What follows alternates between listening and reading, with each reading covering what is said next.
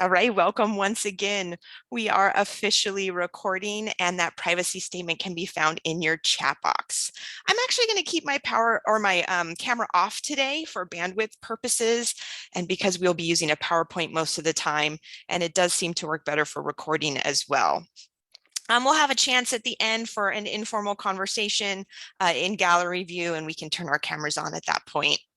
If you haven't already, which I see some folks have been doing, please go ahead and sign in. We'd love to know the organization or program you're representing, your name, and if you have any experience or are an AmeriCorps alum, history with national service, Peace Corps, military service. We like to think of everyone as our service family. So let us know as we get going this morning. My name is Robin Harris. I've had the pleasure of meeting some of you already or corresponding with you via email, and I will be presenting the majority of the content today. I use she, her pronouns. I'm a white woman of European descent with long brown hair and a gray streak in the front, which I discovered during the pandemic after we all had to stop coloring our hair.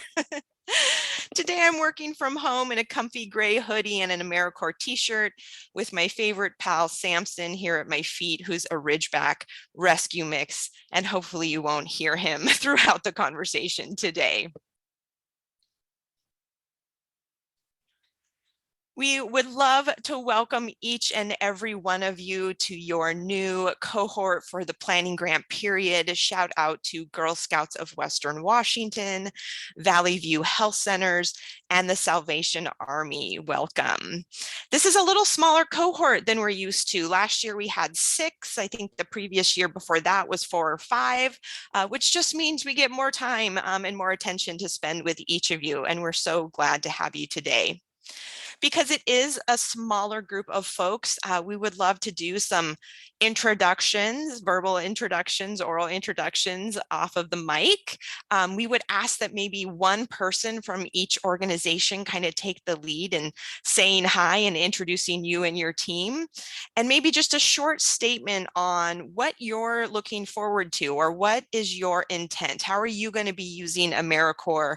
What is your strategy or focus area that you want to learn more about? So with that, if there's any volunteers, I can kind of just start at the top of the list. Do we have a volunteer from Girl Scouts of Western Washington to say hi? Sure, I can say hi for us. Hi everyone, I'm Beth Rass-Bergquist, and I'm the Senior Director of Institutional Relations at Girl Scouts of Western Washington. We're so excited to have this planning grant. We're hoping to bring in a bunch of AmeriCorps members in the future who will help us build our membership program with an eye towards historically excluded communities. So that's us. And I'm here with Phyllis Martin, who is our VP of Membership. And I'm getting her title wrong, but I know it's VP of Membership and something else. Thank you, Beth. Thank you for going first. It's always hard. I'm putting you all on the spot a little bit. No problem. What about Valley View Health Centers? Anyone want to speak on behalf of Valley View Health Centers? Hi, good morning. Thank you. My name is Thomas Donovan. I'm the Chief Operating Officer here at Valley View Health Centers. Joining me today is Blaze, Chris, and Beth. Beth is our Director of Nursing here. Blaze is our Controller, and Chris is our Grant Specialist. We're very excited to be a part of this group. I'm looking forward to really utilizing this opportunity to improve services to the communities that we serve. We're still hashing out kind of the directions that we want to go in, but really excited for the opportunity. So thank you. Awesome. Thank you, Thomas, and welcome to your team. Yes, and that's exactly what the planning grant period is for. We're so happy to be able to offer something prior to actually going operational. And last but certainly not least, do we have a rep from the Salvation Army? You do have a rep from the Salvation Army. I'm Lisa Ariano.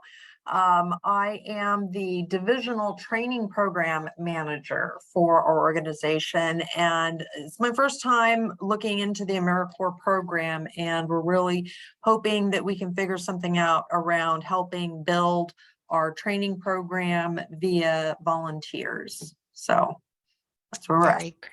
Very cool. Thank you, Lisa and team from the Salvation Army. I think I failed to mention up front that closed captioning should be activated on your end. If you need any support, I will be watching the chat as much as possible. It's primarily just me today. We'll have some staff bouncing in and out, but definitely it's a small group. Feel free at any time to interrupt me, come off mic and we can chat. I don't mind that at all. I want to let folks know that as I speak to you today, my home and my local footprint is on the ancestral and unceded lands and waters of the Nisqually, Squaxin, Chehalis, and Cowlitz tribes. I want to pay my respect to their elders of the past and those individuals here today, our colleagues, neighbors, family, friends, and community. Land acknowledgements are something the Serve Washington team discusses often, and you might find it changes as our partnership with you grows. We talk about when is it appropriate, why is it important, how can we maybe be a little more genuine and less performative, and we continue to ask ourselves, are we truly engaged in relationship with Indigenous folk? And we will continue to ask these questions in an effort to do better. If you want to share where your footprint is located today, I invite you to do so in the chat box. I love to learn that, or any reflections you may have. The Native Land app is becoming a widely used starting point. It's easily found in your app store, and I love it when I'm traveling. It brings a lot of accessible websites to learn more about the land I'm on. In fact, I like to change my picture up when I'm doing land acknowledgement. This picture was recently taken at the Sandia Peak Aerial Tramway in Cibola National Forest. Yes, I said forest when I was on Pueblo and Tiwa land in present-day New Mexico. The cactuses were blooming. It was so warm and beautiful. And maybe the cactuses are always blooming. It was my first time in the area, but it maybe pause for just a second and reimagine what the word forest might mean to other communities. So thought I would share that with you today. As planning grants, we and you have the unique opportunity to invite or assess where and how Indigenous organizations and peoples and all BIPOC communities intersect with operational plans. In general, we at Serve Washington are learning how to ensure a greater representation in our grant-making processes and understand representation is only one step towards a greater cultural shift and the liberation of all communities. You might hear us talk about equity or using an equity lens throughout the planning grant process and the year. And some of that means acknowledging where our power and privilege is within these systems. These systems that we acknowledge were built for and led by the dominant culture. We are actively listening and learning like many of you and your organizations, and hope to practice and continue to educate ourselves in allyship. So thank you for that pause and reflection. I'm going to put a citation in the chat box where you can learn more about various Indigenous cultures in Washington as you move through the planning grant period. And feel free to share any of your thoughts. We love to learn and hear from folks too. So with that, I'm going to put that link here in just a second as I'm multitasking. This is our mission and vision statement. Serve Washington advances national service, volunteerism, and civic engagement to improve lives. And we do that because we believe that those are the foundation for caring communities and a thriving Washington. That's how we kind of show up. That's what we bring for you all here today. If you have a mission or vision statement handy and want to throw that in chat, that would be wonderful too. While you're doing that and while I'm putting some other things in the chat box, I want to introduce you to our executive director, Amber Martin-Yan. Amber? Thanks, Robin. I just wanted to join your meeting really quickly to welcome you to the Washington AmeriCorps family. As Robin mentioned, my name is Amber Martin-Yan, and I'm the Executive Director of Serve Washington. I've been the ED of Serve Washington for about 4 years, and I've been in Washington for the same amount of time. So I still have a lot to learn.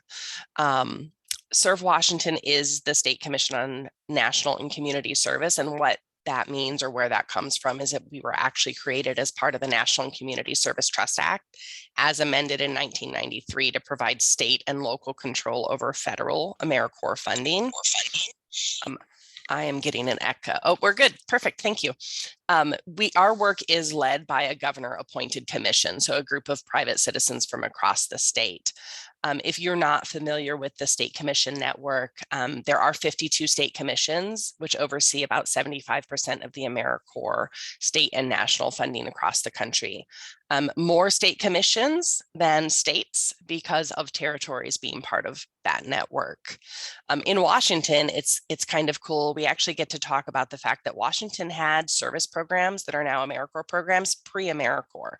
In particular, our Washington Service Corps and our Washington Conservation Corps both existed before AmeriCorps was even around, and in some ways provided some guidance for how AmeriCorps programs could be structured. I'm really excited to have all of your organizations and your teams working on planning grants. I know Robin mentioned this, I think, in a couple different ways, but planning grants are an opportunity to really think through what can AmeriCorps do for your organization, for the community, and what can your organization and community do for the individuals that are choosing to sign up as AmeriCorps members. Sometimes as leaders, we lean really hard into, okay, we have unmet needs and these performance measures, and what does this mean for my program? And I'm going to just say, as you're starting this path, also ask yourself, and what can my program do for the individuals who sign up to serve? AmeriCorps really is a local and federal partnership, in part because it's not just about meeting community needs, it's also about developing those members and supporting them for what will they do after service, and are they going to be able to land in a better place through some of the knowledge, skills, and networks that they build while they're serving with you. AmeriCorps is hard. You probably already know that because you've applied for a planning grant, which is about the simplest process that we actually have. But Robin and other program officers on our team and myself are all here to help you. We really do believe that this is work we do together. And so when there's challenges, when there are problems, depending on where it falls, if it's compliance, you'll have a program officer or someone who's helping with the planning grants kind of support you through how do we think about these issues. If you're talking about how do we find local support, how do we think about some different models or replication for our organization as a whole, my door is also always open to be a partner in that thought process. We're really excited to have you, and I'm not going to take more of the time for this call, but just really wanted to welcome you to the network. Thank you. Awesome. Thank you, Amber. And I can vouch that Amber will be back and forth meeting with you either on an individual or group basis as we do that thought partnership. Amber is a wonderful person to get advice and suggestions through. So you'll see Amber again. Thanks, Amber. Okay, so we're going to spend, I think, about an hour and a half together. I have to get my timer here going. And I do apologize. It's fairly lecture based. There's a couple of times where I'll try to get some chat interaction. So I apologize if that's not your preferred learning style. This information will all be available. So it's going to feel like a lot. And just know that that's what this year is for. This year is for unpacking all of this information. And today we're just going to give you a really brief overview of the year. So we sometimes think of AmeriCorps as its own little nonprofit within your organization or own little program, not because we believe it needs to be siloed, but because, as you heard from Amber, these federal grants can be complex in nature. Now, the end result is a lot of great community outcome, but if you haven't figured it out, or if you're new to AmeriCorps, you and your team are basically the new CEO of your future AmeriCorps program. And this is just a small sample of all of the roles that your staff will learn to do. And oftentimes, one person is doing multiple roles. A bit of a disclaimer as we get going this morning. During the first year of the pandemic, at least I think it was the first year. It's all kind of blending together at this point. The federal agency went through a massive brand change, and they did not stop just because there was a national crisis going on. So AmeriCorps is the operating name for the Corporation for National and Community Service, also fondly known as CNCS, but they are doing business as AmeriCorps, and all of those titles and names are interchangeable. We will try our best to continue to alter our language and use AmeriCorps and AmeriCorps, the federal agency, as the designation and the larger umbrella. But you will also see corporation and CNCS within some language when it has to do with citing the statute or the regulation, because legally and by law, it is still CNCS. So until an act of Congress occurs, we are using those names interchangeably.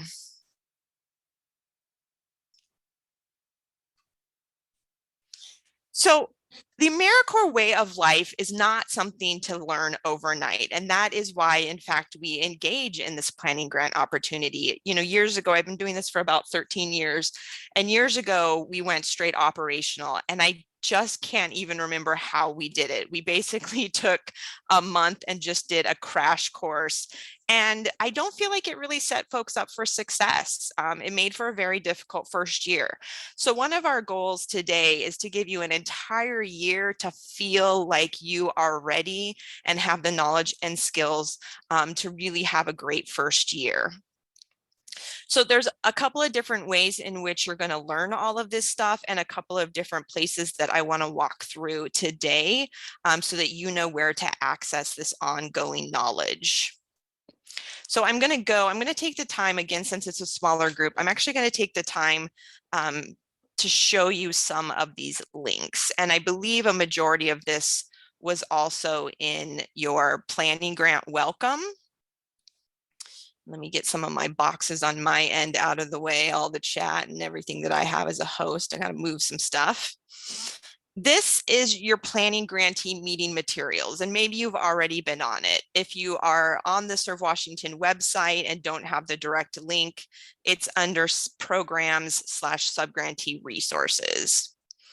Right at the top here is your curriculum. Hopefully you've seen that. It is a list of all of the webinars with the links to the Zoom meetings. It's also a quarterly kind of digest of what we will be doing together. And if you're someone like me who likes to be able to check off and feel like you're making progress, you can definitely use this to kind of keep track of where we're at and to make some notes for yourself once you've completed things. The 3 months in each quarter will have a lot of learning and a lot of homework that you as a team will be doing outside of your time with me. But there's also some basic deliverables. So there's a lot more learning and homework than required to turn in. But every quarter there will be some basic things to turn in so that we can provide you feedback, so that we can ensure folks are on track.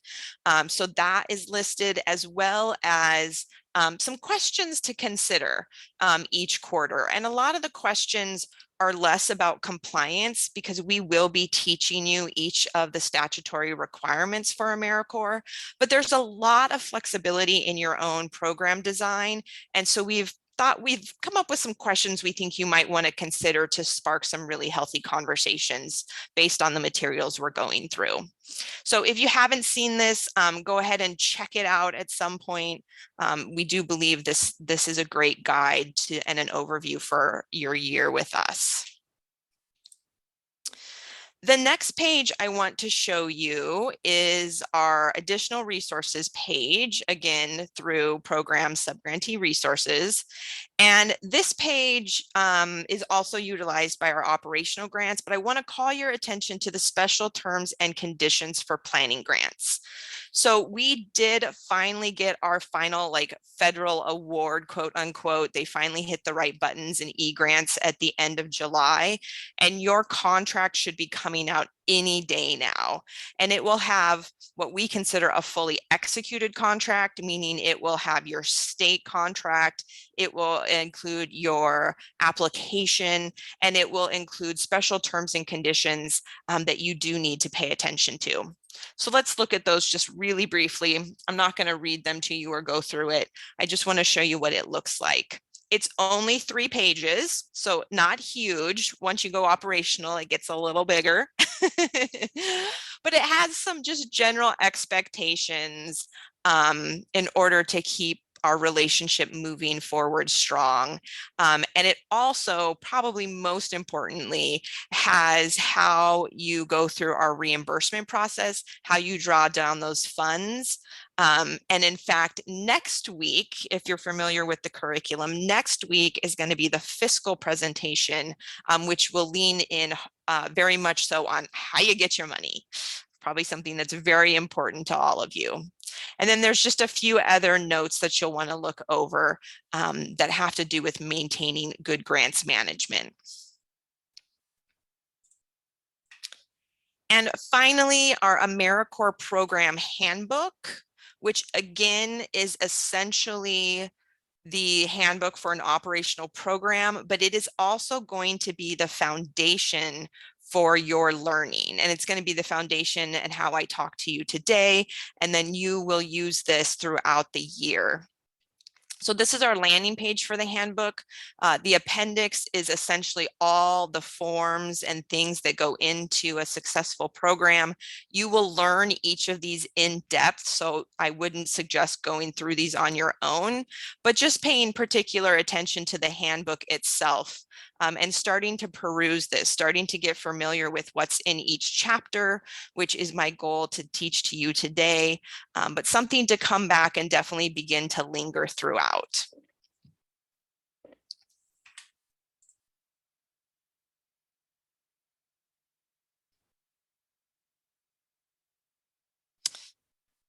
So with that, if we were in person, and pre-pandemic, we did do these as kind of full day meetings, we would normally be handing out those handbooks right now. I'm still a little old fashioned. I apologize to the trees. I try to do my best with other types of environmental interactions, but I still like that tangible hard copy. And I apologize that you don't have that in front of you right now, but we're just going to pretend. So if we were in together, we kind of be sifting through as we go along today. But the purpose of the handbook in general is to pull all sources into one location. So if you're not familiar with AmeriCorps, you know, it is a federal program that has its own statute. And then that money flows into states, which then create that state bureaucratic system that has, you know, another overlay, and eventually the dollars are passed to you. But because it's both federal and state, there's quite a bit, you can imagine, of standards involved that you have to learn. So we try to pull all of those random sources into one place and then shoot you out to where you need to go if it's like federal versus state versus other. The other point of the handbook is really to create an area to place Washington standards. So every state that operates AmeriCorps programs may have just a slight variation in our requirements because of those state level concepts. And so you can't necessarily say that one AmeriCorps program in Washington looks the same as an AmeriCorps program in New York or Georgia. So those are kind of the 2 big reasons why we have a handbook. And I'm just going to go back briefly and kind of show you that Washington piece that I think it's worth pointing out. And again, if you were to Google Serve Washington programs, subgrantee resources, these are all the landing pages that I'm kind of showing you today. So here's the handbook. We'll open the handbook. And I'll find a chapter that I know has a Washington standard. So for example, you'll learn about National Days of Service. It is a federal concept, but we at Serve Washington have additional guidance. So these red arrows with what is the additional guidance from Serve Washington, you will see that frequently throughout the books, and that just means that that is specific to your program and your requirements through our state. So do kind of pay attention to those bold red arrows.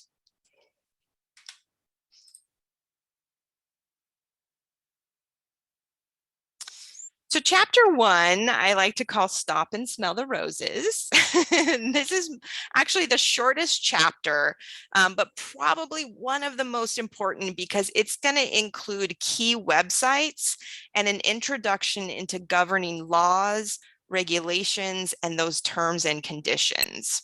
There's a lot of links in this chapter, which makes the chapter short, but there's a lot of place for you to go and linger into these other types of documents.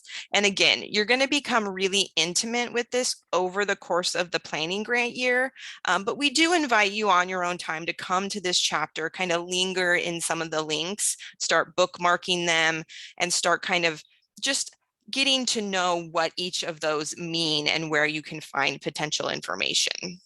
So information such as the governing principles are really thought of in our world as kind of an AmeriCorps onion. The outermost ring of the onion is the Serve America Act, which established the federal agency and the umbrella and the ability for this to be a national project. And as you peel back that act, there's Code of Federal Regulations that help us understand how to implement these programs. Because it is a federal program, OMB 2 CFR, or the Office of Management and Budget, 2 CFR is relative to all federal grants. So if this is your first federal grant, 2 CFR might be new to you. If you have other types of federal money, you're probably used to 2 CFR because it's the guiding principles for all federal grants. In addition, when the Serve America Act passed, the corporation, CNCS, or now operating as AmeriCorps, has its own Code of Federal Regulation just dedicated to this project as well. So you will start to learn what is in the Serve America Act versus what's in the Code of Federal Regulations. And because both of those kind of outer pieces of the onion are really written in legal terminology and difficult for even someone like me who's been doing this for 13 years to interpret, the terms and conditions start to help break that down for us. The terms and conditions are also places where AmeriCorps, the federal agency, or Serve Washington can put in information that we can't quite get into the statute, right? It takes an act of Congress to change the statute, change the Code of Federal Regulation. So it also, as you peel the onion, you will start to find that the terms and conditions become a little more readable and understandable and are going to be the most recent guidance that we have. As you get to the core of the onion, some other really important guiding principles are the notice of funding opportunity or the request for grant application that you apply to. So that narrows down even more so what you're applying for. And ultimately, what is approved in your application is probably the most and best guiding principle that you will have. So a ton of governing documents. They're not small. I get it. It's not something that you probably want to read at night unless you're trying to fall asleep. But you will definitely begin to become familiar with these. And the handbook is actually going to point you to the exact governing document. So for example, if we're talking about AmeriCorps member eligibility, we're going to explain it to you in what we believe are understandable terms in the handbook. And then we're going to cite the statute or the law that actually designates that.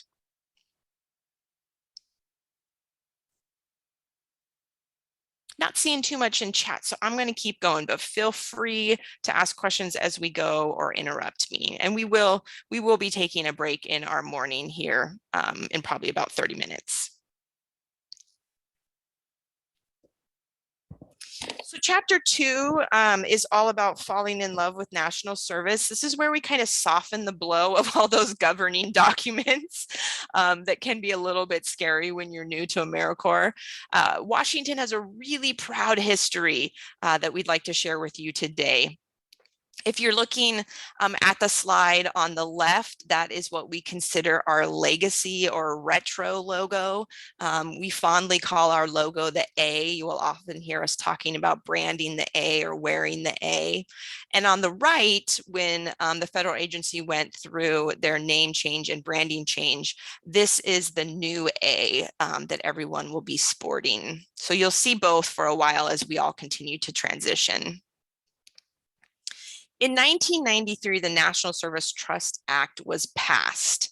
And so that created CNCS, doing business as AmeriCorps, and it brought a lot of different federal service organizations into one umbrella. Believe it or not, before that in Washington, we had a lot of milestones of our own when it comes to service. In the 1930s, the Civilian Conservation Corps put workers in the Olympic National Park and on the Spokane Indian Reservation. Fast forward to the 70s, Washington as a state was a pilot state for the program Senior Service and VISTA, which at that time was actually under a federal agency called the Action Agency. I'm dating myself a little bit, but some of you may be familiar with VISTA. That seems to be a little bit more of a common household name than AmeriCorps. And then in the 80s, the state continued to just really inherently believe in this concept of service, and they created the Washington Service Corps and the Washington Conservation Corps. Both are in our state statute. It was all about targeting young people and workforce development. And later, when AmeriCorps became a thing, they were actually then anointed also as AmeriCorps program. And in that first year, they were startups. They are two of the largest programs still in the nation.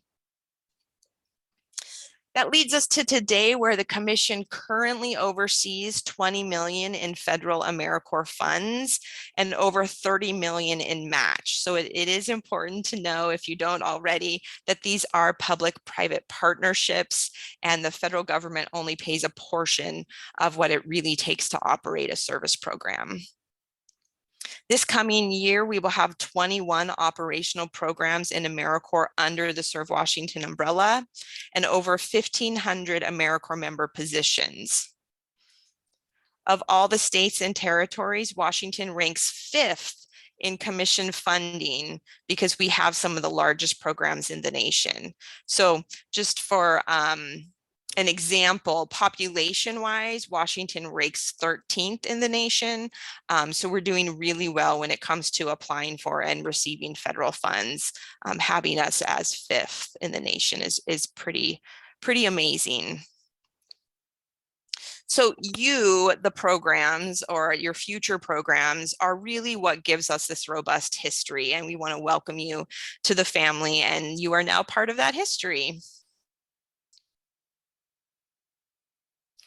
So I will say service and the streams of service, the military, I think, uses the terminology branches. We use the terminology streams. It is not streamlined, speaking of streams. So it can get a little bit confusing on what type of national service program is operating and how and who is overseeing those funds. So this is a chart you'll be able to find in the handbook. At the top, you'll see AmeriCorps, the federal agency, which is housed in Washington, D.C. And then the next row is basically like the prime grantee, or the first row in which the money flows. On the very left, there's something called AmeriCorps National. You'll also hear national directs used. Those are AmeriCorps programs, very similar to what you'll be planning for, but they operate in multiple states. And since they cross state borders, they are prime grantees of the DC office and get direct funds without having to go through the state. So AmeriCorps National, kind of multi-state efforts. In the middle there, you will see the regional office. So the feds do have regional offices throughout the country. The closest one and the one we report to is the Los Angeles office. And again, it's a federal office and they directly oversee programming for AmeriCorps Vista and AmeriCorps seniors. So Vista is a little bit different in their statute. Seniors, just like it sounds, is directed at service opportunities for older aged folks. And those programs are still being run directly by the federal government. And then on the right, you see Serve Washington as your Washington State Commission. So you could put any other state or territory here. We have Guam could be here, Texas could be here. There's basically an office in each state and territory that is the pass-through entity for those state programs. So we pass those money through a competition to what we call AmeriCorps State, and ultimately to you as the subgrantee. Now you will sometimes accidentally hear me use an acronym ASN. AmeriCorps has a ton of acronyms. Please don't hesitate to ask if I start using them. ASN stands for AmeriCorps State and National, and sometimes we get lumped with the national programs just because they are operating under the same statute and have very similar program designs.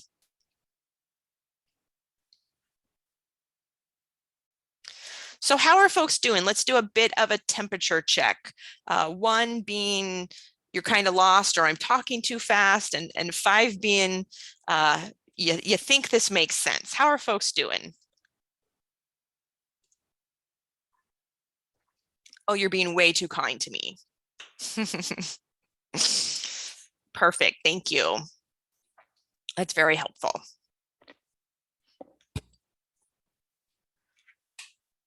All right, so chapters 3 and 4. This is really when we get into the weeds of how to run a program. So chapter 1 is getting you familiar with all of the regulations. Chapter 2 is kind of a fluffy, hey, look at all the great things that can happen.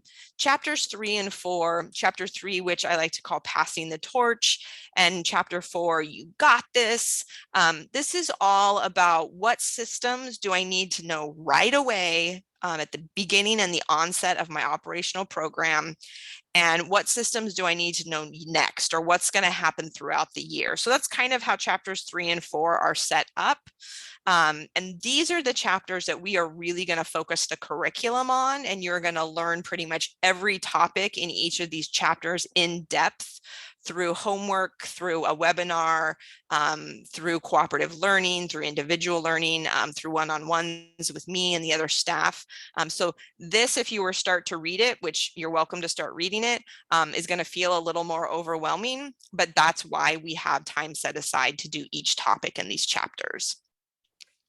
You'll also hear us use the word compliance, and it's not to scare you, but it's because we believe that a compliant program ultimately will result in successful community impact. And it's really the reason we're all here, right? Is for the community, the need, the impact on kids or youth, families, the environment, whatever that direct impact you hope to see.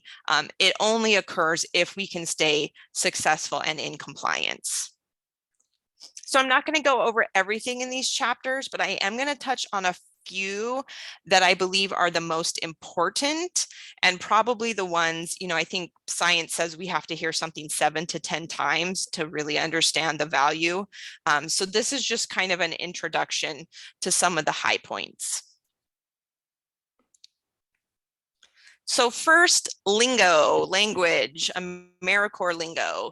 We have a lot of words and terminology that may not cross all sectors, may not even cross all federal departments. So first and foremost, prime grantee versus subgrantee. That might be obvious after looking at a couple of our charts, but we at Serve Washington are the designated prime grantee, and that comes with a lot of responsibilities as the pass-through entity. You and other programs like yourself, whether they're planning or operational, are considered a subgrantee. You're going to have a lot of numbers. You're going to have a grant ID, an application ID, and a state contract number. At some point in time, those will all become familiar. The handbook does help you understand what is what, but there's a lot of things that are useful as you start to go through and build a number of applications and a number of grant IDs over time, and a number of state contracts. You're going to see NOFO, NOFA, and RFGA. NOFA is the Notice of Funding Opportunity, or the Notice of Funding Available, and that is the terminology and acronym that is primarily used by AmeriCorps, the federal agency, when releasing grant opportunities. Washington chooses to use the acronym RFGA, which is the Request for Grant Applications. Now, you will be applying to the RFGA, and we essentially apply on your behalf to the NOFO. You're also going to hear terms such as competitive subgrantee versus formula subgrantee. That just has to do with the funding pool that you are paid out of. The competitive competition usually occurs in the fall, and it's the national competition. So a lot of our bigger programs, you heard me talk about the Washington Conservation Corps and the Washington Service Corps. You know, those are programs that have hundreds of members statewide. They have to apply in that national competition because there's a much larger funding pool to go for. Formula is a competition and a funding source that happens in the spring, and it is the state designated dollars. So earlier you heard me say that based on population, we are 13th in the nation. The federal government looks at population and comes up with a mathematical formula and actually sets aside money for each state and territory to spend how they see best on AmeriCorps programming. So those are just two different types of pools of dollars that have very similar grant applications.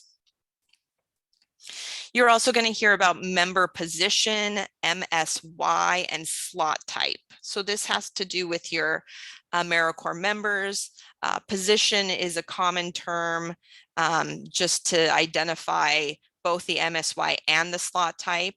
The MSY, which stands for member service year, is really similar to an FTE. So AmeriCorps members serve based on a number of hours, and a quote unquote full-time MSY is 1,700 hours. That's the number of hours over the course of usually, you know, a 10, 11, 12-month period that someone would serve. And that would be considered a 1.0 MSY, just like if you're a full-time employee or a 1.0 FTE. And then there's various designations for part-time positions, you know, half-time, 0.5 MSY. We have a lot of different interesting names for our part-time positions, but there's 1,200 hours, there's 900 hours, there's 450, there's 300, there's even abbreviated positions that are 100 hours that are literally like a 0.01 MSY. So there's a lot that has to do with the MSY and why it's important, which you will figure out here in a bit. And then the slot type is just usually the name for that MSY. So you heard me go through some of them: full-time, part-time, half-time, abbreviated time. Those are kind of how we reference slot types. And finally, there are two different financial arrangements when it comes to grants. One is cost reimbursement and one is fixed amount. Cost reimbursements are primarily the most common, I think, in all grant making, whether it be, you know, foundational grants or state grants or local grants, federal grants. It's the fact that you have projected a line item budget and then are billing based on actual expenditures that have been approved in that budget. We have another relationship, which we call fixed amount in the AmeriCorps world, and you have to earn the status. So it won't be something you do anytime soon, but it's a much simpler process. It's a fixed amount based on the number of members, which comes out to a flat rate. And then you collect your money or you get reimbursed based on service hours. So once members actually start performing hours, we just kind of pay out based on each month's number of hours collected. So not the same as a line item budget, but definitely something that kind of has to be earned, and something that you will hear about, years from now if you're still with us. If you're curious, planning grants are cost reimbursement formula subgrantees. So you did create a line item budget upon application. You will be reimbursed based on actual expenditures, and you applied during our spring formula competition and are being paid out of our local state dollars.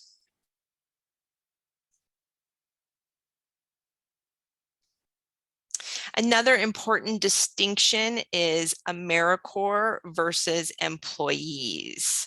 So AmeriCorps members are not employees. By law, AmeriCorps members are defined as a participant in an approved national service position. So they don't work for you, they don't work for us, they don't work for the federal government. In fact, we want to stay away from terms such as employee or job or work. This really is something that is separate. The laws are different on how the treatment. We don't necessarily want them to look different when interacting with communities and organizations.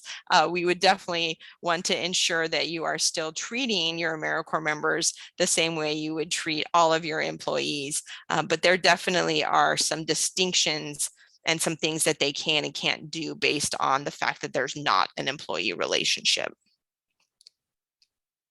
At the bottom there, you see also the fact that AmeriCorps members cannot duplicate or displace paid employee positions. So we are not a cheap labor model. We are not here to replace the fact that staffing is still very important for all of your mission and visions.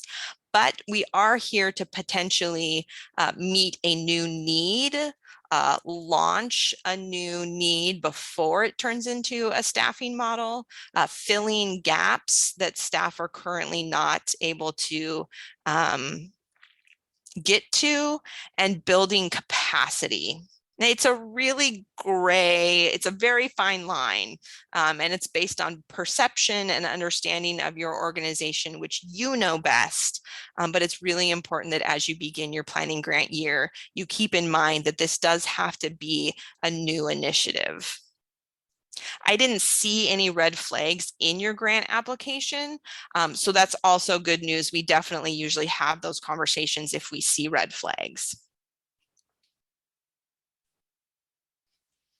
Now I'm breaking all the rules with my slides and the amount of text. I apologize. I know this is not best practice, but because you will be referencing this later, and because I tend to not want to shorten anything that the federal government has written, here is the entire list of prohibited activities, which is in our statute.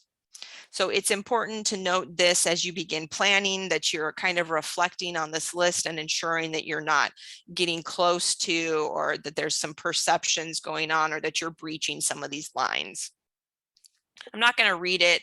A lot of it is around political issues, influencing legislation, being party specific.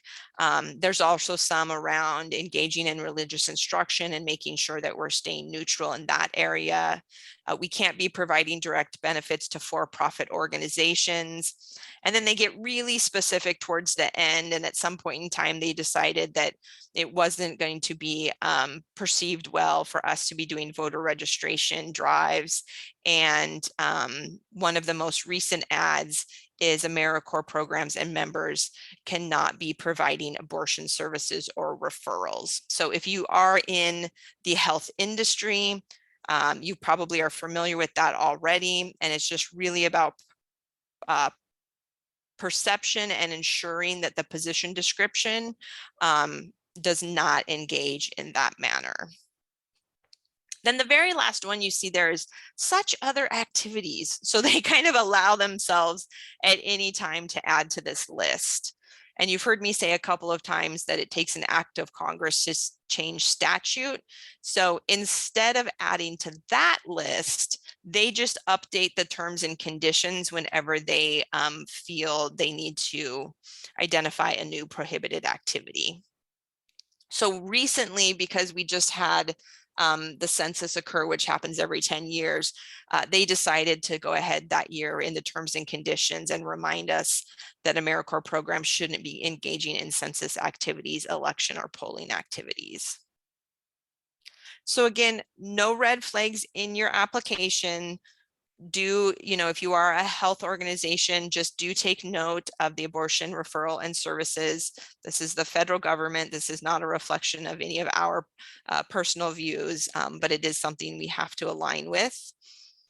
And because I don't necessarily think any of your applications were proposing anything prohibited, we are acting, all of us, as civic-minded programs that will attract civic-minded members and individuals. And so we do have to ensure that we are drawing that line between service and grant time and personal time. So this is not to say that while AmeriCorps members are in service, they've given up any of their personal rights, not at all. When they are not in service, when they're not wearing that A, they can go about their business as any other private individual.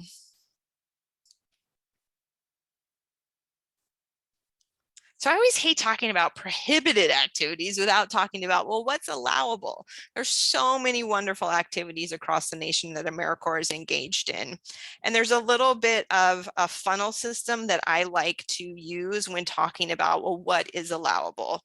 There's not a list. We can't possibly create a list the same way we can create a list for prohibited activities.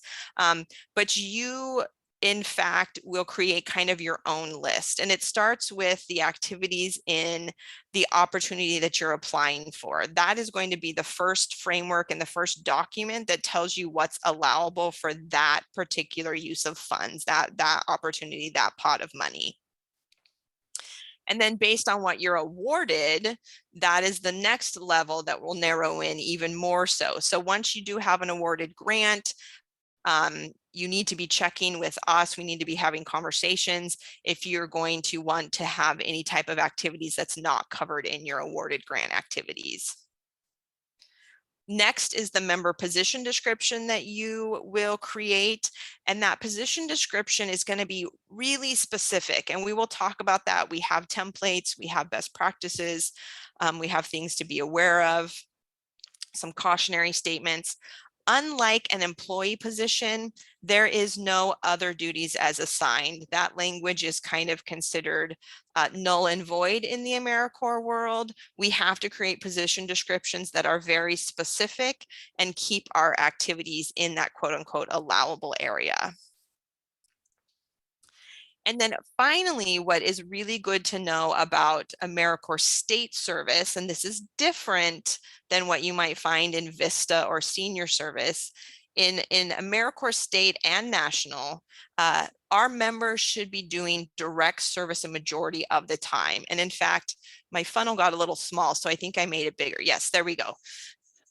More than 70% of a member's time needs to be engaging with the community or the environment, doing that actual direct service that creates the impact you're looking for. There is room for training so that we can ensure that they know what they're doing once they get boots on the ground. But the training is capped at 20% by law. And if, that's a big if, your members are engaging in fundraising, there's some stipulations around what type of fundraising they can do. And also it has to be very limited. Fundraising can't be more than 10% of a member's time. You might be thinking, well, how do I know what percentage? So each of the positions you create, whether they're full-time or part-time, are going to have a designated number of hours associated with completion. And so for full-time, it's 1,700 hours. And then you can kind of estimate, okay, how many hours can I really spend in training? How many hours can I really spend in fundraising? And it is something that you will have to watch throughout the year to keep kind of that fine balance in alignment.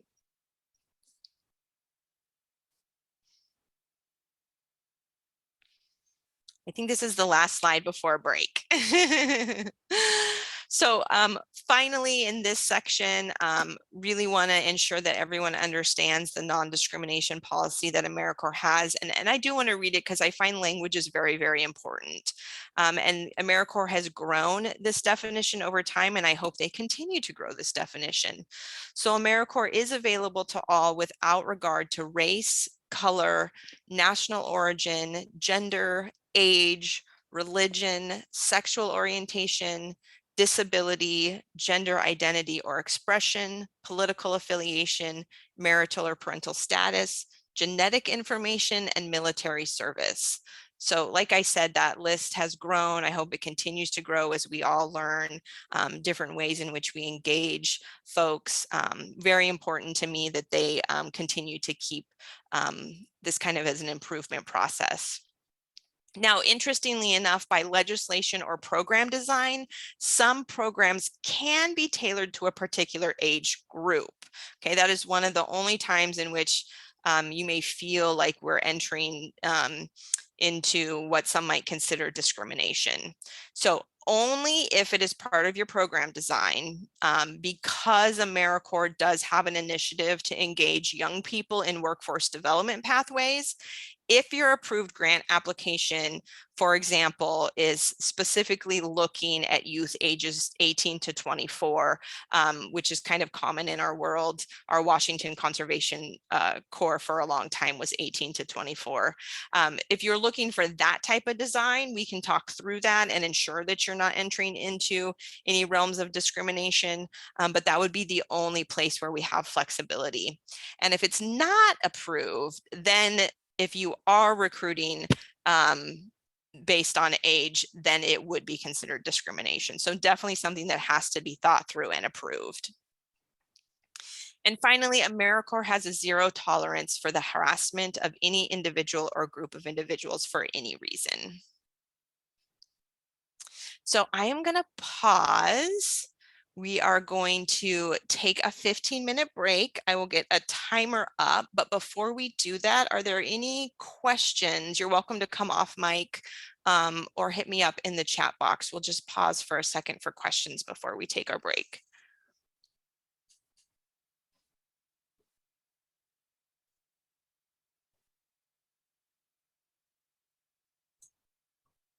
Robin, this is Beth. I put a private question to you in the chat. Yeah, But I can answer it privately unless you want it to be a group learning. okay. Yeah, if you could just answer it to our group, that would be. Thank you. Yeah, no problem. I'll do that on break. Perfect.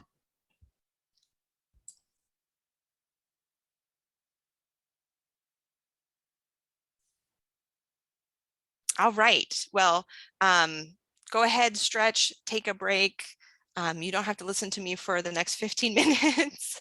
I'll put a timer up and we will be back when that timer ends. And I'm going to pause the recording as well. Thank you, everyone. Thank you.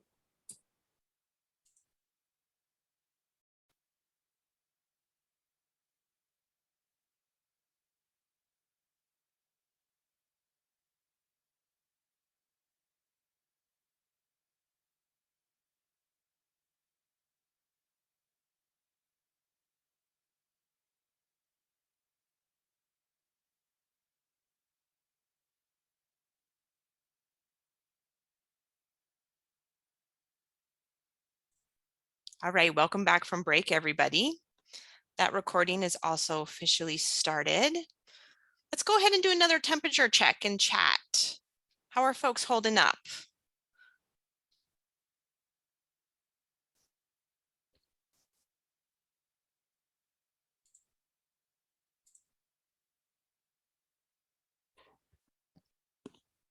Great.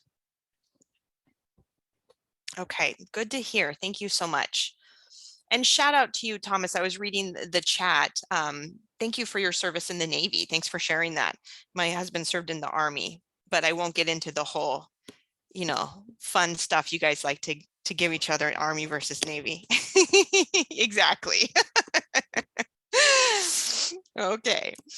Let's move on. I think we have, I'm going to estimate about 20 more minutes of content, and then I'll shut off the recording and just kind of stay available for folks that want to hang out and ask questions. So the next thing we're going to talk about is super specific. And again, the things I'm bringing up today are just very important. They represent some of the core values, as well as they represent maybe some of the more difficult processes and things to really pay attention to. So we're going to get a little specific. If you were in person with us, technically, we're still going through the handbook. We're still kind of going through chapters 3 and 4. And we're going to talk about National Service Criminal History Check, which we refer to fondly as NSCHC. I won't go through these links. These are just here for you to peruse later. But the reason I'm calling attention to criminal history checks is because they are one of the most important compliance aspects of AmeriCorps program.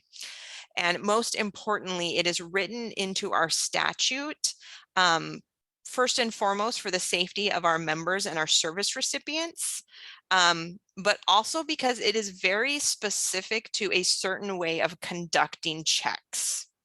So you're going to learn and test this in depth during the planning grant year, but it's important to mention now because organizations often assume their own standard HR practice will cover this requirement. Sometimes people just at this point fade out, multitask, start answering an email, and I'm here to please tell you that this is not, no matter how in-depth or diligent you are with your own employee criminal history check process, this is different based on AmeriCorps legislation. So in that case, you may have a position where your folks are going to be having to do both your HR practice and the AmeriCorps regulatory practice, or you can choose, as far as the AmeriCorps world, just to do the AmeriCorps practice. So that's an internal decision point you will all have to think through. So I want to briefly talk about the rule and begin to plant the seed. So this is a real nutshell version. And again, we're going to spend really dedicated time in the following year. So who does National Service Criminal History Check, or NSCHC, apply to? So it's very specific in our statute that it applies to all AmeriCorps members. It also applies, and this gets a little tricky the way they wrote it, it also applies to staff in positions in which they will receive a salary directly or reflected as match under your cost reimbursement grant. So the folks that you list as personnel, or the folks that you bring on later, if they're going to charge time either directly or through the match process, if they're going to charge time and work on this grant, they have to also undergo NSCHC just like the AmeriCorps members do. Now, this does refer to operational grants. So right now, you are all in compliance. You haven't done all this. I don't want to scare people. Back in the day when we had to do this for planning grants, it was the first time we interacted with you all. And quite frankly, it was just kind of uncomfortable, embarrassing. Like, hey, before we can even talk to you, you got to run all these checks and I got to see your criminal history. We've convinced the feds that that's not a great way to start a relationship. So while we don't have to do this for you right now, you will learn it and you will run the staff in order to be compliant in a timely fashion for your operational grant.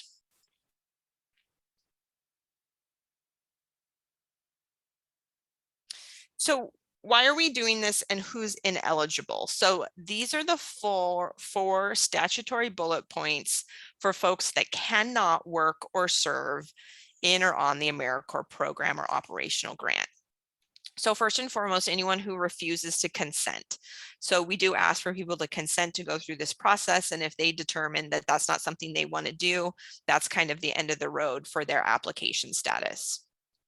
Also, anyone who makes a false statement in connection with their NSCHC. Now, this is kind of gray, and admittedly, you will probably find, especially with any younger demographic of AmeriCorps member, with any type of involvement in the justice system, that they might think that their juvenile record is sealed or expunged. There's a lot of, I used to actually work in this in another life, and there's a lot of confusion for young people around those processes and what is actually floating around out there. So if that's the kind of statement they make, and then it turns out you can see their record, that's not really what we're going for here. We're going for people who truly are trying to trick or falsify something of a serious nature. So you'll know when a false statement occurs versus someone who may just be confused on their criminal history. The last two are the most important. So AmeriCorps states in their law that if you are registered or required to be registered on a state sex offender registry or the National Sex Offender Registry, you are not eligible, as well as you are not eligible to work or serve if you've been convicted of murder. Now, sometimes I get funny reactions to that. They're like, some people are like, that's it? Just those two? Those pretty serious. If you are working under a licensed agreement that has additional convictions that would make someone ineligible, you can add those to your policy. We will work with you to ensure that we're not intentionally just creating burden or bias or just throwing out a lot of convictions that we truly believe this program can be a second opportunity for folks. So we're not against folks that have been justice involved. So we want to make sure if you are adding to this list that it is because of licensing requirements or some other nature that makes sense for your program design. So what are the types of checks that AmeriCorps has to do? So there's 4 essentially. A nationwide name-based check of the National Sex Offender Public website. If you didn't know that exists, it's a free website. You don't have to have permission. You can check the person that one of your kids is dating. You can check your neighbors. Like, we can all access this. It is free and open to the public. Then a name-based check for the state of service. And that would be Washington in this case, and that registry is through the Washington State Patrol. It's called the Watch Check. Also a name-based check from the state of residence if they're not living here at the time of work and service. So we do often see folks move across state lines to serve and sometimes even work in these programs. So if they are a resident of Oregon, New York, New Jersey, somewhere in the South, if they're coming across borders, then we also have to check that state of registry that they're coming from. And finally, a fingerprint-based FBI check. So that is directly through the FBI and requires the use of a live scan of your hand, which means you can't just do it on an app. You actually have to go to a place of business.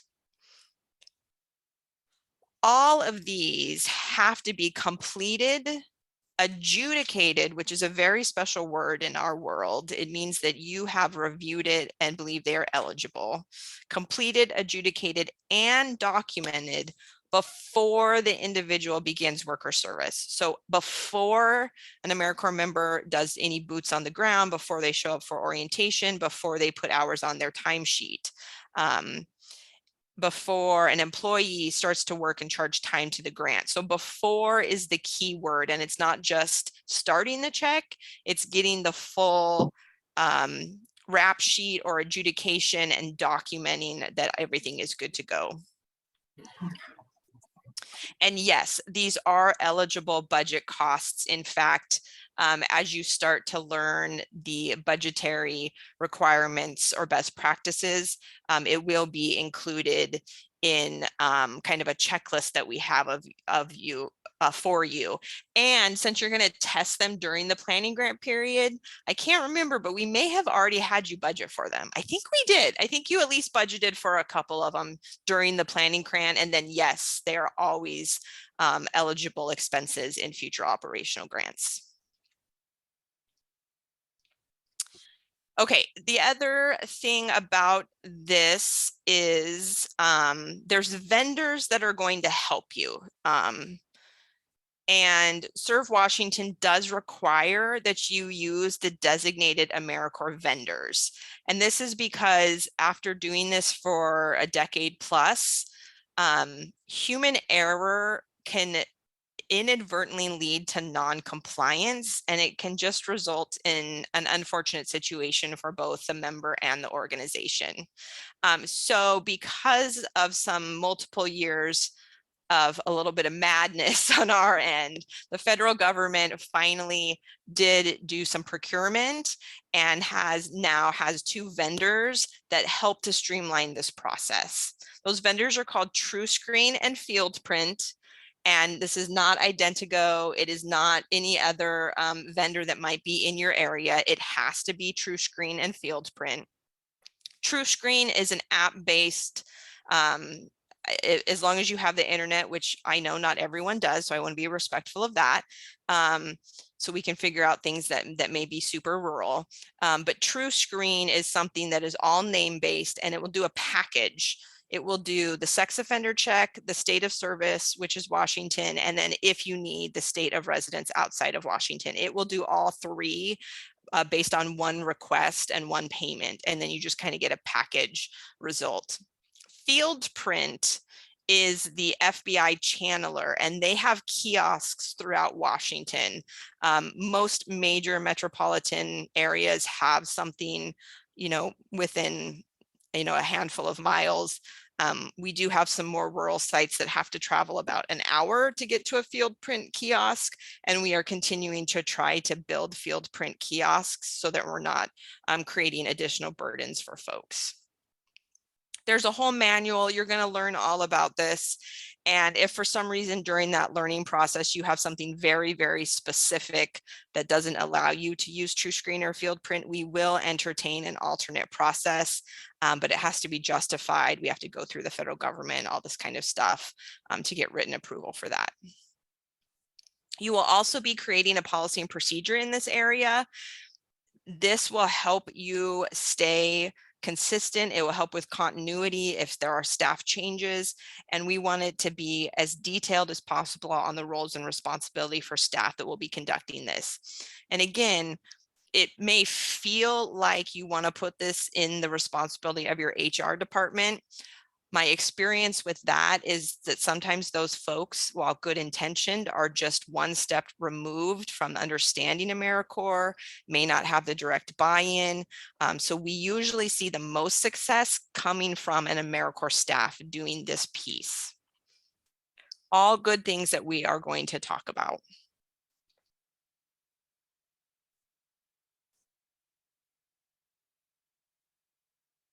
So why aren't we talking about members? Some of you might be like, Robin, when are you getting to the good stuff, right? So there is so much to learn about both the benefits that members will contribute to your organization, to your community.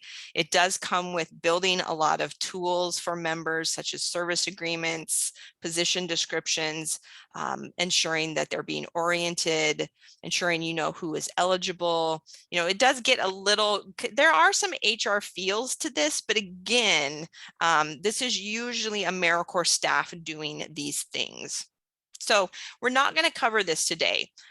Again, your curriculum has, I believe, at least 3 months that are just dedicated to all the member documents and rituals and things that apply to members and thinking about philosophical things around member treatment. We have a whole bunch of time dedicated to that. But because I do want to plant the seed, I did pull a member video off of our YouTube page, and we have a handful of these types of things on our Serve Washington YouTube page if you want to check it out. But I want to pause for a moment and give you a little bit of inspiration and insight from one of our previous AmeriCorps members.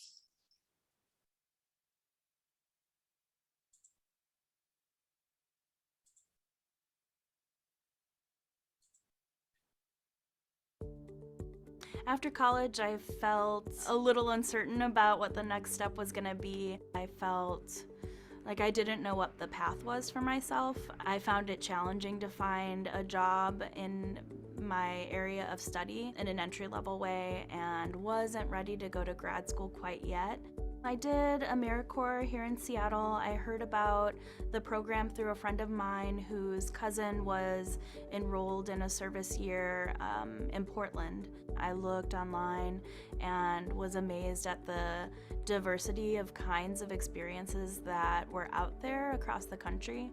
One of them was here in Seattle with a nonprofit called EarthCorps, and was lucky enough to be hired. I had no experience in environmental work, but I always felt at home outside, so I was willing to try something new. I met a lot of folks that were similar to myself in the sense that we were all looking for some sort of pathway to a career and an experience that would further inform who we were and the world around us. We were a 6-person crew, and we would do projects anywhere from stream restoration to trail work and habitat restoration and working with the community and service projects at local parks. At the end of the 2 years, I felt like I knew myself a little bit better. I had more empathy for the community, for the world, because I was centered in who I was. I felt like I could truly speak to the value of service and what that means for me personally. And now I work on environment and climate issues for Congresswoman Pramila Jayapal. The most exciting part about working for the Congresswoman is having the opportunity to meet so many people in this district who are passionate and committed to environment and conservation work and community. I have a personal connection with it, and to be able to work for a Congresswoman who cares deeply about these issues as well gives them a sense of comfort. My name is Liliana Ayala, and I did 2 service years with EarthCorps.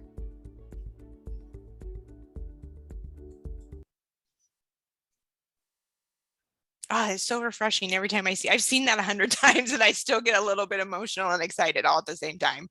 We really thank Liliana for sharing her story and allowing us to continue to show that and share that.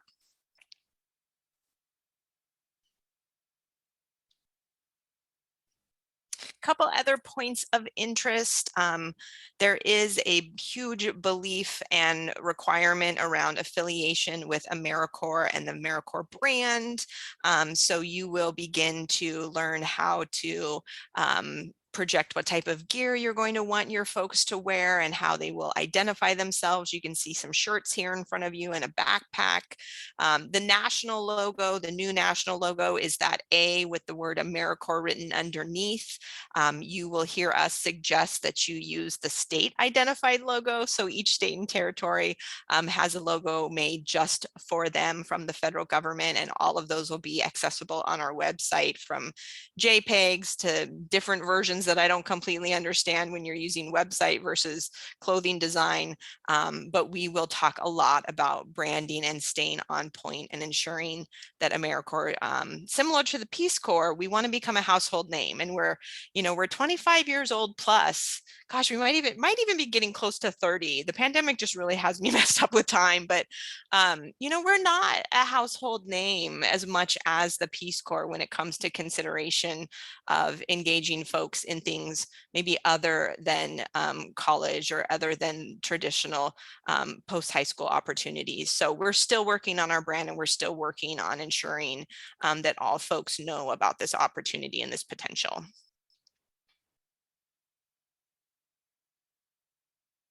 Kind of an odd thing I'm just going to throw out there. Records retention as of today becomes really important. These grants are auditable grants. You want to ensure that you're keeping an auditable grant by grant year, and ensuring that you are building systems now to separate those out anytime an auditor comes in and selects a point in time. You're probably familiar with this. I'm familiar with this. You don't want to give them more than they ask for, right? So very important that you create systems that are based on an auditable grant year and an auditable grant number. So during your planning grant, you may have less auditable records than you would during an operational grant, but this would include your fully executed contract and grant that it's on its way for you to sign. It will include all of your fiscal records and support documentation for your expenditures, any planning materials that you create during this year, and especially when we do get into that criminal history check training, you're going to take a course. It's going to provide you a certificate, and that certificate is also an auditable record. And instead of you learning the confusing retention period, we actually just ask that you keep by year, by grant number, all of your records until we tell you that you can destroy them. So this is because it's a little confusing. The federal government says that these auditable records should be kept for 3 years. However, in Washington State's requirement is 6 years, and it's based on our prime grant. So this isn't going to make a lot of sense right now, but you are falling into our prime grant, which is eligible for a state audit. And therefore the timing can be anywhere from 6 to 9 years to hold on to these records. I know that's a really significant amount of time and storage and a way to find out, how do you archive records? But because of the confusion, we do tell you and we report out to you at the end of the grant period, kind of when the retention starts and when the destruction date is. So all you need to know now is that you need to keep it.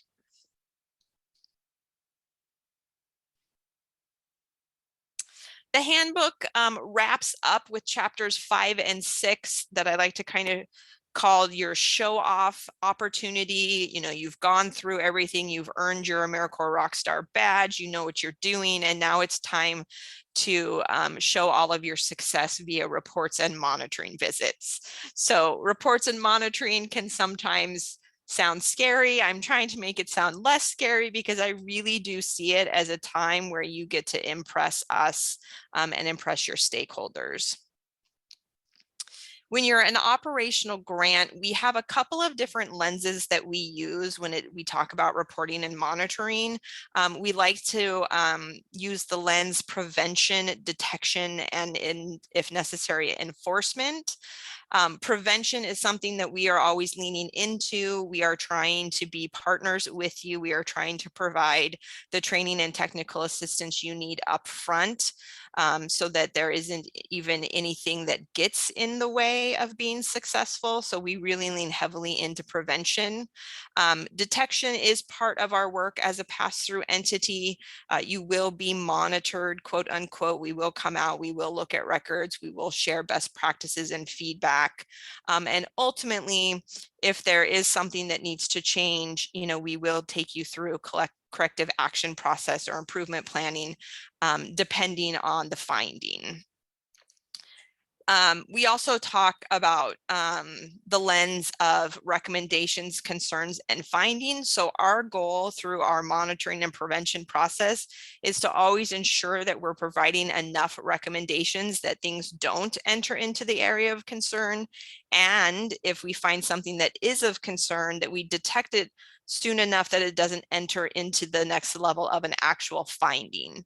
So we understand kind of the nuances and some of the burdens and difficulties in grants management overall. And we are here to partner with you and to reduce that burden as much as possible.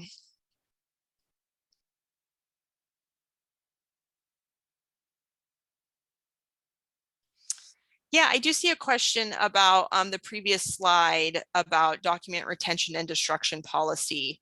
If you do want that specific language, it will be in your terms and conditions that will be to you very, very soon. That should give you a place to start.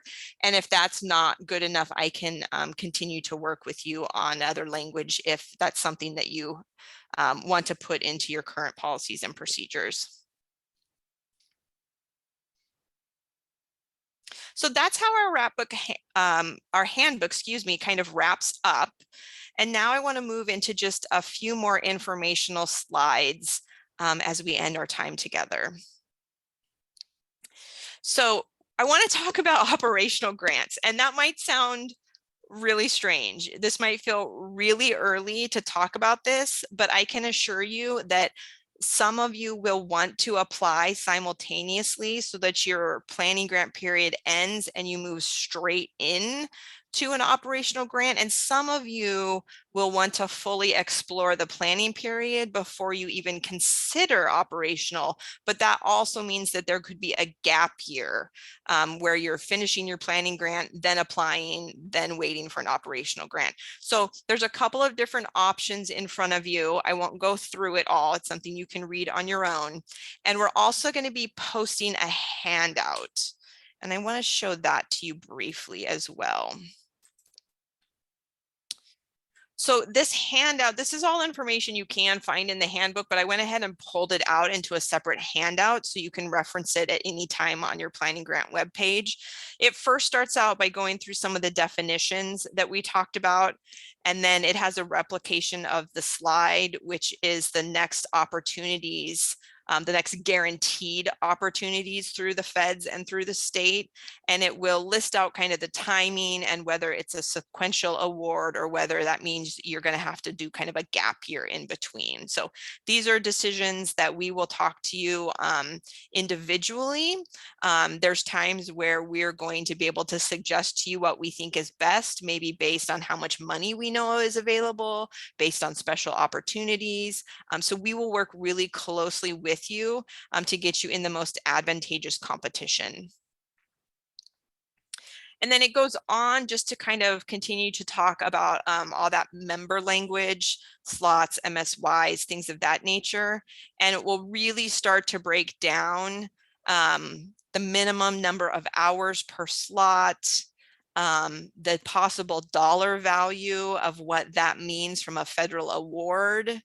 It will break down the living allowance that must be paid to full-time. Living allowances for part-time are optional, but we highly, highly encourage you look at equity when you're looking at part-time positions, and the education awards too. So these are estimates. They're a point in time, but it will start to help to give you kind of an idea of what you're getting into and what you might want to think about when potentially putting in an operational grant ahead of finishing the planning grant period. And I'll just throw it out there for Valley View Health Centers. I hope I got that name right. We believe there is going to be a very specific opportunity called Public Health AmeriCorps, and we will be following up with you in the next month or so to talk through that. Special opportunities can be very great if you fit into the designated focus area, because it usually means there's earmarked money, and oftentimes when it's new, there's not as many people applying. So like I said, we will be sure to talk with each of you around the most advantageous time to apply for an operational grant.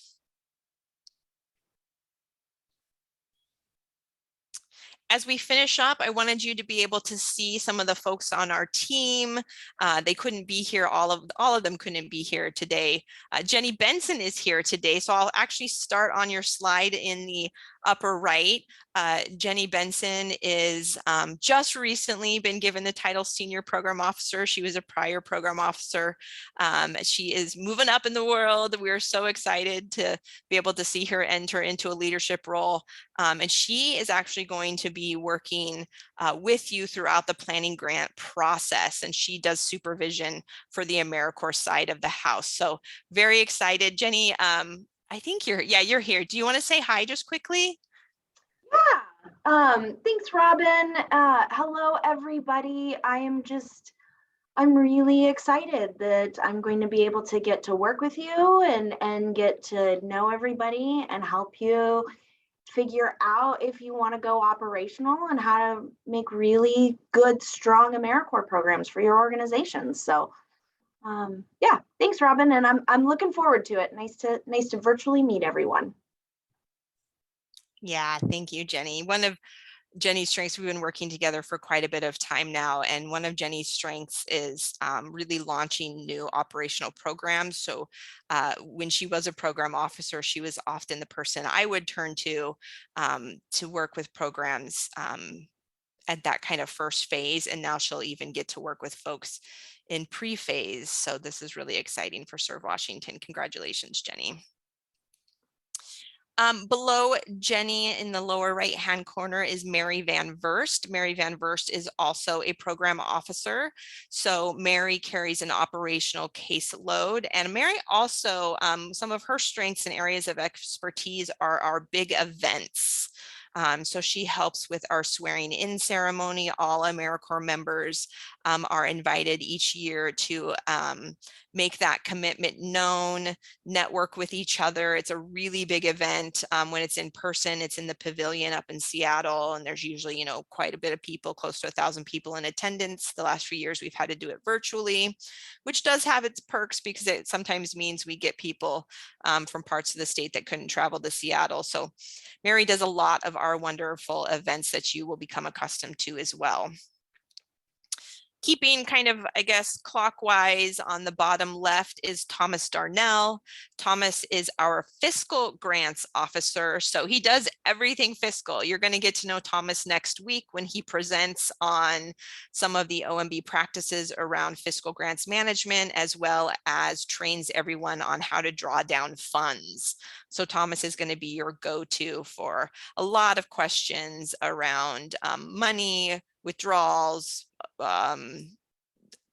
fiscal. That's all I can say. I don't know his job as well, but I know Thomas is a great go-to when we have questions about allowable costs and how to charge things and how to ensure our accounting systems look right. And then last but not least, at the very top on the left is Lou Thompson. They are our performance management analyst.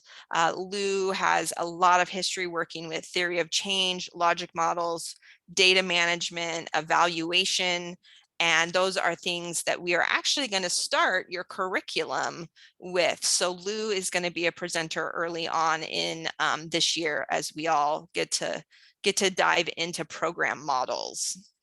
And then Lou kind of comes back after your program's been around a while. She kind of will come back and help assess how you're tracking data, and we'll start to work with long time programs on doing some really robust evaluation work to move past those anecdotal performance measures and into some real scientific proof of impact.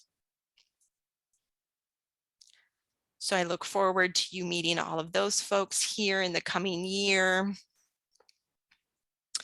Unfortunately, it's very bittersweet, but I am actually leaving Serve Washington, and I will be helping with transition until the end of September. So that's one of the reasons we wanted to make sure you got to hear Jenny's voice, who will be taking over my planning grant role, and we will be working with planning grants together through the end of September. Some of you may know me from also the grant making and training and technical side. We are actually splitting some of my responsibilities into two. So we have another wonderful individual named Micaiah Guy, who just came on board and is going to be working on grant making processes. So at some point in time, your path will also cross with Micaiah. And then you'll be spending a majority of your time with Jenny once my departure occurs. So very bittersweet, because I do love national service, and this is one of my favorite things to do, is help new programs find where those strategies can be most effective for them. So just a little announcement there. Up next, August 11th, we are excited to continue with our fiscal webinar. We do really ask that both program and fiscal staff attend. There are times when silos are necessary and make a lot of sense. AmeriCorps is usually not one of those programs. Your fiscal staff need to understand some real basic program concepts, and your program staff need to understand some real basic fiscal concepts in order to run a successful program. So we do hope that both sides of the house can attend the fiscal webinar next week. And then August 18th officially kicks off the curriculum. We'll start with theory of change and how AmeriCorps defines theory of change. That will be presented by Lou Thompson. And then we'll have monthly webinars thereafter. We're also going to be working with you to identify who is the primary point of contact, and that person will be engaging in one-on-one calls. The whole team is welcome to attend. We'll leave it up to you, but we will start to kind of hammer in on who is the primary point of contact for us to be working with as we move forward, and then y'all can decide who is best to attend those types of meetings. So stay tuned for that. Today was a lot of information, especially if you're brand new to the world of AmeriCorps. And I know when I first started, it definitely had me feeling a little upside down and backwards. And we are all in a continued pandemic, no less, with a lot of worldly issues going on. But we truly hope by the end of the planning grant, we give programs the knowledge, skills, and confidence to kind of flip any feelings you might be having right now or any apprehensions. So with that, I thank you for being here. I'm going to turn off the recording and move into informal Q&A kind of offline. Thank you, everyone, and just hold for a moment while I end that recording.